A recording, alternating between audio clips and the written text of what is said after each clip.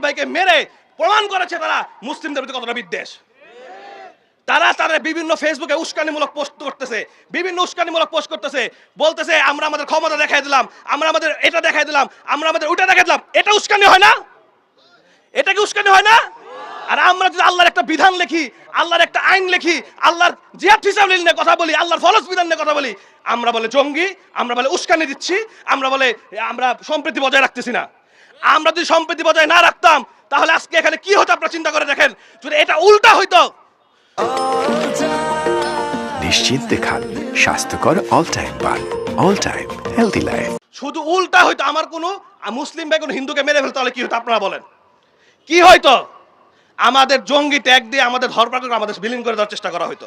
এখানে আমরা কোনো হিন্দু কখনো, আমি বলতেছি আমি একজন এক্স হিন্দু, আমি একজন এক্স হিন্দু, এক্স অমুসলিম হিসেবে বলছি, কোন মুসলিম আজ পর্যন্ত বাংলাদেশে আমার কাছে মনে হয় না, আমি জন্ম থেকে বাংলাদেশে আমার জন্ম, আমার বাবার জন্ম, আমার দাদার জন্ম, আমার নানার জন্ম, আমার চাচার জন্ম, আমার সবার জন্ম, আমি বলতেছি আজ পর্যন্ত কোনো মুসলিম আমাকে এটা ফিল করায় নাই আমি সংখ্যালঘু। ঠিক, কোন মুসলিম আমাকে ফিল করায় নাই আমি নির্যাতিত। আমি দেখি নাই কোন মুসলিম, আমার বাসায় দুর্গা পূজা বাদে সব পূজাই হইতো, কোন মুসলিম এসে আমার পূজায় বাধা দিছে আমি দেখি নাই। আমি দেখি নাই। এমনকি মুসলমানরা না জেনে করছে যে আইসা আমার নাড়ু খাইছে, এটা না জানার কারণে করছে, শিরকের কাছে সে আসতে। কিন্তু কোনো মুসলিম এসে বাধা দিছে তুমি পূজা করতে পারবে না, তুমি সংখ্যালঘু, তোমাকে নির্যাতন করলাম, তোমাকে এই ফ্যাসিলিটি থেকে বিরতি করলাম, এটা কখনো কোনো মুসলিম আমি যখন এক্স হিন্দু ছিলাম করি নাই। কিন্তু আমি মুসলিম হওয়ার পর আমাকে বাধা দিছে হিন্দুরা, এটা আমি বলতে পারি। এই ইসকনকে বাংলাদেশে কোনো সংগঠন করতে দেওয়া যাবে না, তাদেরকে নিষিদ্ধ করতে হবে।